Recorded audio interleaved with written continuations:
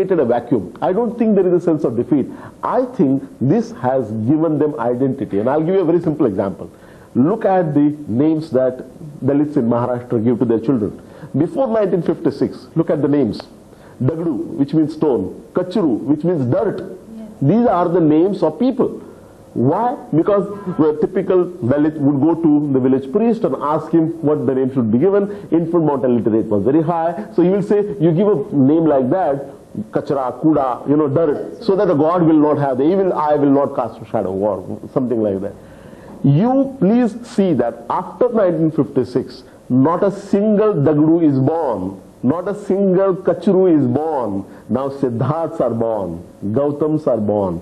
This is the change of mindset, which I think is very important. Your memoir, it's quite a departure from the other three books you've written on economics and banking.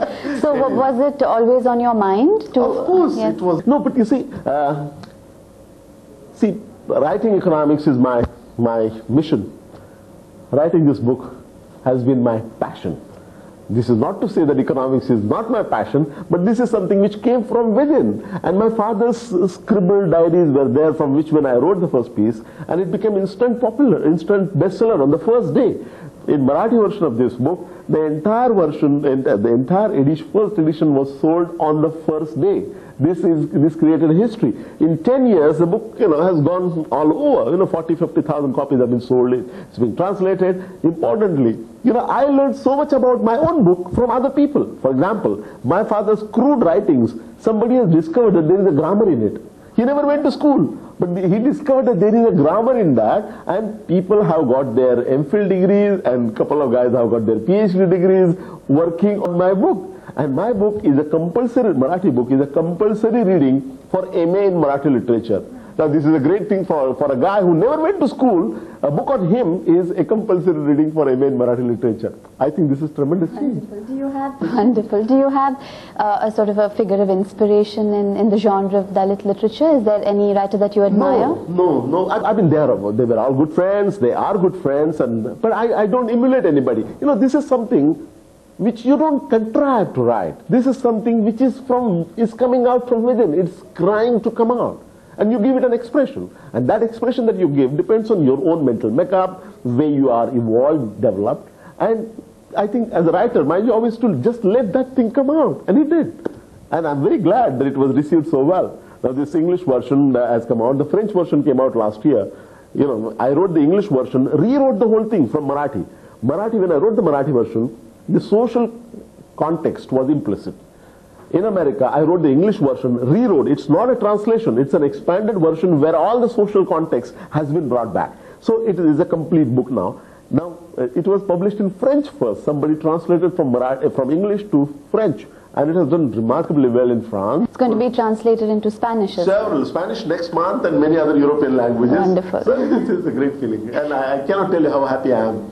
In fact, the French government called me thrice to France, and they took me all over on the radio and TV and the newspapers.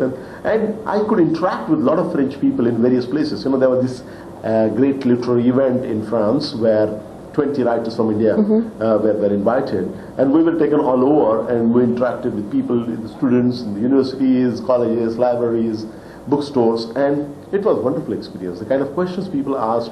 And I'm very happy to tell you that the National Book Club of France has bought 10,000 copies of this book. So in 8 months it has sold something like 20,000 copies. It's wonderful. Not too bad at all. And I feel very happy about it. Well, there is this debate that there's this one group of people that believe that the generation of Dalits now, they're getting things too easy because it's almost like they don't have to work hard because of the reservation in employment and education.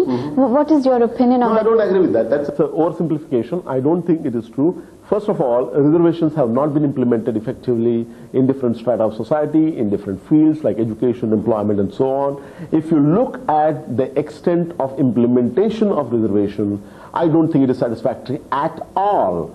In fact, you will find that if you look at the government category of class 1, class 2, class 3, and class 4, you will see that reservation is, hurriedly there. There are hardly anybody in the class 1 and class 2, whereas there is more than 100% reservation in class 4, and therefore the aggregate looks reasonable. But if you go into the details, I think the reservation policy has not been faithfully implemented everywhere. And Look at it this way, without reservation, look at it this way. Intelligence is something which is randomly distributed, right? So if the system was fair, then roughly speaking, by and large, people would be in various positions roughly in proportion to their number in the overall system. It's not. So it's still not a level playing field? No, it is not at all level playing field. There are improvements. Some people from Dalits have got benefit, people like me, and have carved out a life for themselves, and they are on their way. But there is a large backlog where people haven't got that opportunity. What has happened is they have been tested in the sense of they have been given the opportunities to get the education, but it is not fair to say that they have got proportionate reservation in the jobs. And now things are changing with the new economic policy, so we don't know how to go from here. But would you say that this system of reservation, it has helped in doing away with certainly. No, it has certainly helped. It has certainly helped because, come to think of it, my brothers, me, we would not have got our initial breakthrough but for reservation. This is not to say that because of reservation we are what we are. These are two different things. But to get that opportunity is an important thing, and that whether we wanted it or not, we got it. And like me, there are hundreds of thousands of people who have got it, and some people have been able to change their life. And please understand that when it happens to one single Dalit, you know, it has a huge social multiplier effect, as opposed to the same thing happening to another person who is not coming from the marginalized class. So the social implication has to be also borne in mind. Well, here's another final question for the economist. Now, the RBI has... Economist, an RBI economist or an economist? RBI. Okay. All right. Well, you've unveiled your new credit policy, and it's more about continuity, and there are not too many dramatic changes, but it's a very optimistic scenario. Yes, the GDP growth is up and inflation is down. So what do you predict for, say, midterm, the next 5 to 10 years? Well, that is a subject for a big lecture, but I think a more faithful, more realistic implementation of the of reservation is part of it. I think broadly speaking, I think this is very important. This is my view as a person, as an economist, and not as chief economist of the Reserve Bank of India. I happen to think that with the disinvestment, privatization program that is going on, very large amount of funds are going to be available with the government, released from the privatization, the sale of government assets in various companies. I think, personally, not RBI view, I again want to say this is personal view, I feel that the large amount of money which is being released from privatization should be tied up with social empowerment, particularly of Dalits. So hundreds of thousands of crores of rupees which are going to be available with the government must be tied up for basic social empowerment of Dalits and the poor from the upper caste.